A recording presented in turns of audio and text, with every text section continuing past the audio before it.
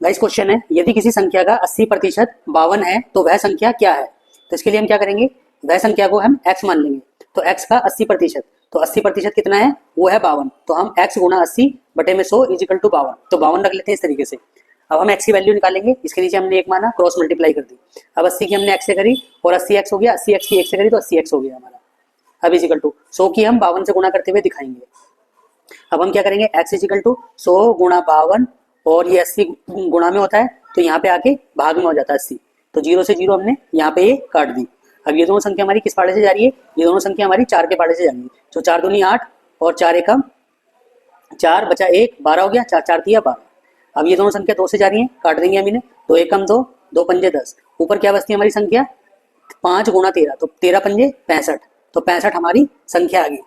Guys question है, 80 का कितना प्रतिशत 16 है। तो इसके लिए हम क्या करेंगे, 80 को नीचे रखेंगे और 16 को ऊपर रखेंगे और गुणा 100 से कर देंगे, तो हमारा प्रतिशत निकल जाएगा कितने प्रतिशत है। तो 0 से हमने 0 काट दिया, ये दोनों संख्या 8 से जा रही है, 8 एकम 8, 8 दूनी 16। अब हमारा बचा 2 गुणा 10 यानी कि 2 दाम 20, तो 80 का 16% जो है वो है 20। 6/11 उसको डिवाइड करना है हमें 15 से, तो हम क्या करते हैं 6/11 लिखा हमने और यहाँ पे मल्टीप्लाई का साइन लग गया।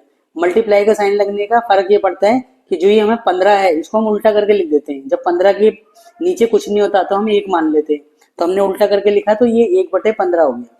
अब हमने क्या करा, ऊपर वालों की गुणा कर दी, कट तो नहीं रही कोई संख्या, लेकिन हम यहाँ देख रहे हैं कि यहाँ पे 3 से कट रही है संख्या, तो 3 से काट देंगे, 3 दूनी 6 और 3 पंजे 15।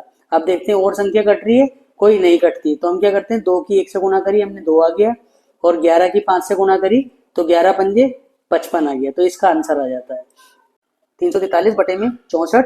इसको हमें डिवाइड करना है 7/8 से, तो डिवाइड को हम क्या करते हैं मल्टीप्लाई में चेंज करते हैं, और मल्टीप्लाई में चेंज करने पे परिवर्तन ये आता है कि ये संख्या ना उल्टा करके लिख देते हैं संख्या को, तो हम इसे 8/7 लिख देते हैं।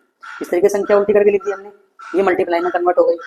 अब हम क्या करते हैं, जो संख्या कट सकती है किसी पाड़े से उसे हम काट देते हैं।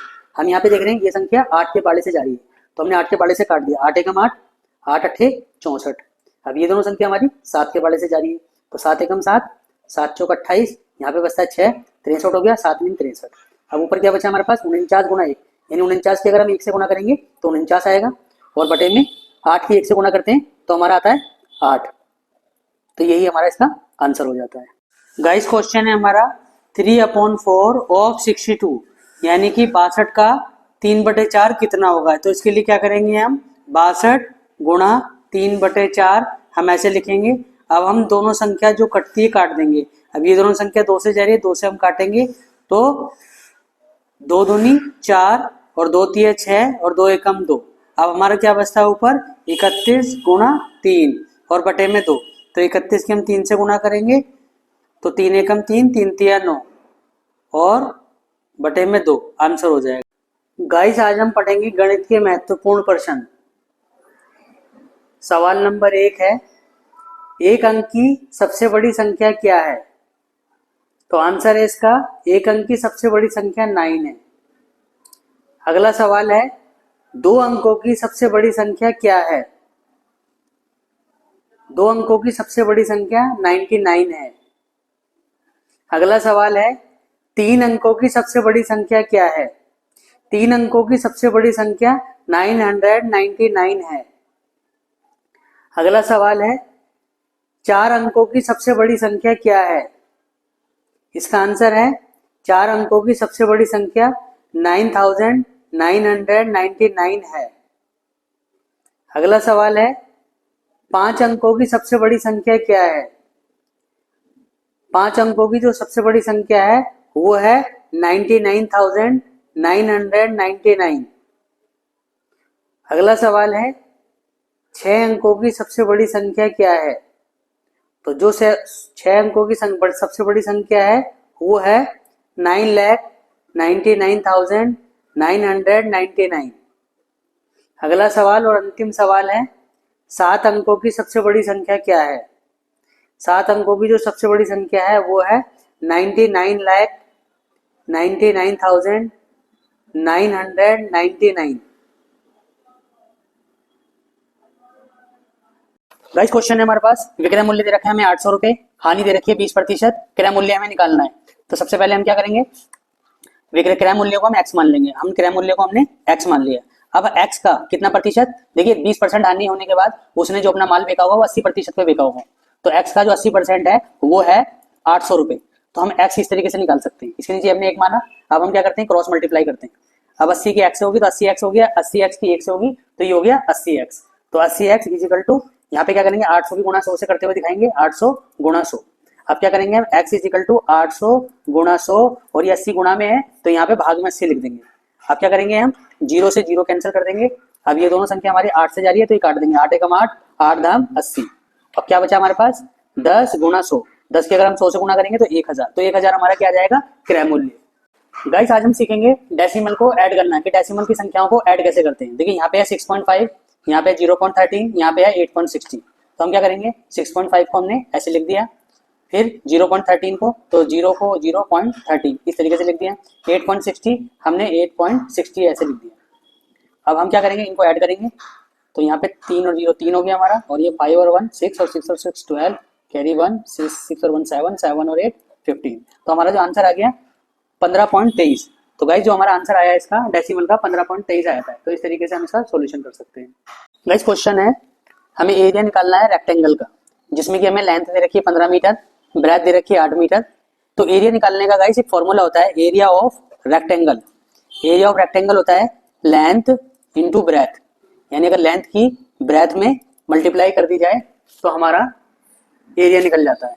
तो लेंथ कितनी है इसकी 15 मीटर, और ब्रेथ कितनी है 8 मीटर। अब अगर हम इन दोनों की गुणा कर देंगे तो 15 अट्ठे 120, तो 120 मीटर स्क्वायर। तो ये हमारा एरिया आ गया, एरिया ऑफ रेक्टेंगल। गाइस आज हम 40 से फैक्टर निकालना सीखेंगे कि 40 से फैक्टर निकलते कैसे हैं। तो 40 को हमने ऐसे लिखा। अब हम क्या करते हैं, कोई ऐसा पहाड़ा सोचते हैं जिससे ये कट जाए। हम सबसे छोटा पहाड़ा सोचते हैं 2, तो 2 के पहाड़े से कट जाएगा, 2 दूनी 4, और 0 लगा दिया हमने। अब ये किससे कटेगा, 2 के पहाड़े से फिर कट जाएगा, तो 2 एकम 2, और 0 का 0 ऐसे लिख दिया। अब देखते हैं किसके पाले से कटेगा। अब ये फिर 2 के पाले से कट जाता है, तो 2 का पाला 10 में चलेंगे तो 2 पंजे 10। अब बचता है 5 हमारे पास, तो 5 किसके पाले से कटेगा, 5 के पाले से कटेगा, तो 5 एकम 5। तो 40 के जो फैक्टर आगे वो आगे 2 गुणा 2 गुणा 2 गुणा 5, यानी कि 2 की घात 3 गुणा 5।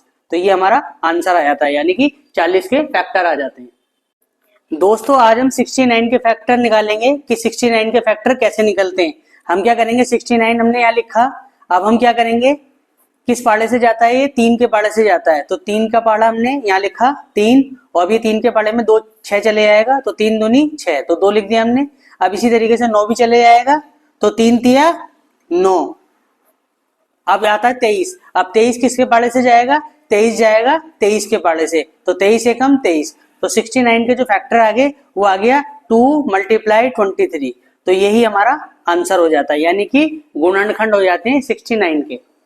गाइस क्वेश्चन है, सेल प्राइस हमारा 810 रुपए है, कॉस्ट प्राइस हमारा 900 रुपए है। हमें प्रॉफिट या लॉस प्रतिशत निकालना है कि प्रॉफिट हुआ या लॉस हुआ। सबसे पहले हम देखेंगे कि प्रॉफिट हुआ या लॉस हुआ। तो यहाँ पर हमें लॉस हुआ है। तो लॉस कब होता है, लॉस तब होता है जब कॉस्ट प्राइस बड़ा होता है और सेल प्राइस छोटा होता है। तो यहाँ पे हमें कॉस्ट प्राइस बड़ा दिख रहा है और सेल प्राइस जो है छोटा दिख रहा है। तो कॉस्ट प्राइस में से अगर हम सेल प्राइस घटा देंगे तो हमारा लॉस आ जाएगा। तो कॉस्ट प्राइस कितना हो गया हमारा, यानी cost price minus sale price. तो कॉस्ट प्राइस कितना आ गया हमारा, कॉस्ट प्राइस हमें 900 रुपए, और सेल प्राइस कितना है हमारा 810 रुपए। तो हमारा जो लॉस आया है वो लॉस आया 90 रुपए। अब हमें निकालना है लॉस प्रतिशत। तो लॉस प्रतिशत का एक फॉर्मूला होता है, लॉस बटे में कॉस्ट प्राइस मल्टीप्लाई 100। तो लॉस कितना है 90 रुपए, कॉस्ट प्राइस कितना है हमारा 900 रुपए, मल्टीप्लाई 100। तो यहाँ पे हम 2 जीरो से 2 जीरो कैंसिल कर देंगे, और यहाँ पे हम ये दोनों संख्या 9 से काट देंगे, तो 9 एकम 9, 9 धाम 90। तो हमारा 10% जो है वो लॉस आ गया। गाइस क्वेश्चन है हमारे पास, ब्रैकेट में 4 - 3, फिर मल्टीप्लाई 6 + 2। तो हम यहाँ पे क्या करते हैं, सबसे पहले ब्रैकेट सोल्व करते हैं, 4 में से 3 जाते हैं तो हमारे बचते हैं 1, फिर मल्टीप्लाई 6 + 2। अब हम क्या करेंगे, सबसे पहले मल्टीप्लाई करेंगे तो वो आएगा 6, फिर +2, और 6 और 2 हमारा हो जाएगा 8। यही हमारा आंसर हो जाएगा। गाइस क्वेश्चन है 4 - 3 मल्टीप्लाई 6 + 2। तो यहाँ पे हम क्या करेंगे, सबसे पहले हम मल्टीप्लाई करेंगे इस सवाल में। तो 4 हमने ऐसे लिखा, इन दोनों की हमने मल्टीप्लाई करी, तो 6 × 3 = 18, तो 18 हमने लिख लिया। अब +2। अब क्या करेंगे अब हम प्लस वाली संख्या जोड़ लेंगे और माइनस वाली भी कैलकुलेट कर लेंगे। 4 और 2 6 -18, तो 18 में से 6 माइनस हुआ तो हमारा आ गया -12। तो यही हमारा आंसर आ गया। दोस्तों आज हम 63 के फैक्टर करना सीखेंगे कि 63 के फैक्टर कैसे होते हैं। हम क्या करेंगे, 63 हमने लिखा इस तरीके से। अब हम किसी संख्या से काटेंगे। संख्या सोचते हैं सबसे छोटी संख्या होती है 2 हमारी, लेकिन 2 से नहीं कटता। अब हम सोचते हैं 3, तो 3 से कट जाएगा।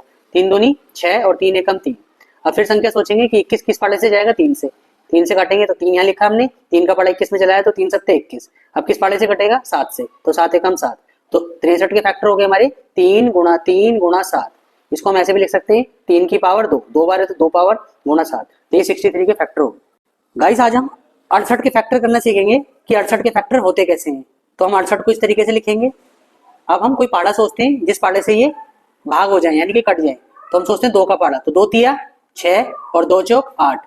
अब हम कोई और पाड़ा सोचते हैं, अब जिससे 34 कट जाए तो 2 से कटेगा 34 भी, तो 2 एकम 2 बचा 1 इसमें से, और 14 हो गया, 2 सत्ते 14। अब हम किससे काटेंगे, 17 से, तो 17 एकम 17। तो हमारे 68 के जो फैक्टर आ गए वो आगे 2 गुणा 2 गुणा 17।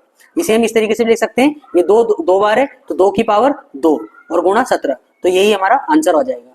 नेक्स्ट क्वेश्चन है, हमें लाभ प्रतिशत निकालना है। क्रय मूल्य दे रखा है 650, विक्रय मूल्य दे रखा है 780 रुपए। तो सबसे पहले हम लाभ निकालेंगे। तो लाभ कैसे निकलता है, लाभ निकलता है विक्रय मूल्य में से अगर हम क्रय मूल्य माइनस करेंगे। तो विक्रय मूल्य कितना है 780, क्रय मूल्य कितना है 650, दोनों को माइनस करेंगे 130। अब लाभ प्रतिशत का हमारे पास एक फॉर्मूला होता है, लाभ प्रतिशत इज इक्वल टू लाभ बटे में क्रय मूल्य गुणा 100। तो लाभ कितना है हमारे पास 130, क्रय मूल्य कितना है 650 गुणा 100। अब हम क्या करेंगे, 0 से 0 कैंसिल कर देंगे। अब ये दोनों संख्या 13 से जा रही है, 13 एकम 13, 13 पंजे 65।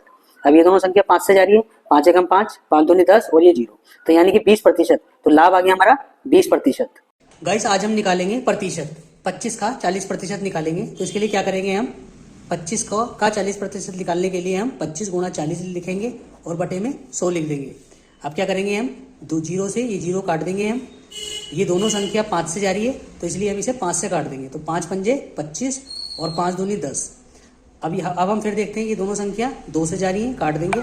2 एकम 2, 2 दूनी 4। अब क्या बचता है हमारे पास 5 गुणा 2। तो 5 की अगर हम 2 से गुणा कर देते हैं तो हमारा आता है 10। तो 25 का 40% जो है हमारा 10 आ जाता है। गाइस आपको इस चित्र में 30 सेकंड में बताना है कि कुत्ता, बिल्ली और चूहे का वजन। गाइस दिमाग है तो इस पजल को 30 सेकंड में सॉल्व करके दिखाइए। यहाँ चित्र को देखकर तीनों का कुल वजन बताना है। गाइस चित्र में कुत्ता, बिल्ली और चूहा है। आपको तीनों जानवरों का सटीक वजन पता करना है। गाइस आपको बता दें कि कम लोग ही इस ब्रेन गेम को 30 सेकंड में सॉल्व कर पा रहे हैं, जबकि तेज दिमाग वालों के लिए यह चुटकियों का खेल है। पहले चित्र में बिल्ली और चूहा दिख रहा होगा, इन दोनों का वजन मिलाकर 10 किलो है। दूसरे चित्र में कुत्ता और चूहा दिख रहा होगा, इन दोनों का वजन मिलाकर 20 किलो है। तीसरे चित्र में कुत्ता और बिल्ली है, इन दोनों का वजन मिलाकर 24 किलो है। चौथे चित्र में तीनों जानवर हैं। अब आपको बच्चों की गणित लगानी है और तीनों का वजन बताना है। अगर नहीं अंदाजा लगा पा रहे तो आपको बताते हैं इसका आंसर। गाइस पहले चित्र में बिल्ली 7 और चूहा 3 किलो, तभी तो 10 किलो हुआ। अब बात करते हैं दूसरे चित्र की। दूसरे चित्र में कुत्ता 17 किलो और चूहा 3 किलो, तभी तो 20 किलो हुआ। अब हमें कुत्ते और बिल्ली का वजन पता लगाना है। जैसे कुत्ता 17 और बिल्ली 7 किलो, तभी तो 24 किलो हुआ। इसलिए तीनों का वजन हुआ 17 + 7 + 3 = 27। तो यानी तीनों का वजन जो होगा वो होगा 27 किलो। गाइस क्वेश्चन है हमारे पास 0.25x + 13 = 1.25x - 70। अब इसे हमें सॉल्व करने के लिए हम क्या करेंगे, 0.25 को हम इस तरीके से रख लेंगे और ये 1.25x को बराबर के इस तरफ लाएंगे तो माइनस का हो जाएगा 125x। अब ये इजिकल टू यहाँ पे -17 ऐसे लिख लेंगे और ये 13 जो है ये बराबर के इस तरफ जाएगा तो माइनस का 13 हो जाएगा। अब क्या करेंगे, हम 1.25x में से 0.25x जाएंगे तो हमारा बचेगा माइनस का 1x इजिकल टू, ये दोनों माइनस के तो दोनों प्लस हो जाएंगे लेकिन संख्या माइनस की रहेगी तो माइनस के 30 हो जाएगा। तो माइनस से माइनस कैंसिल कर देंगे तो x की वैल्यू आ गई 30। तो यही हमारा आंसर आ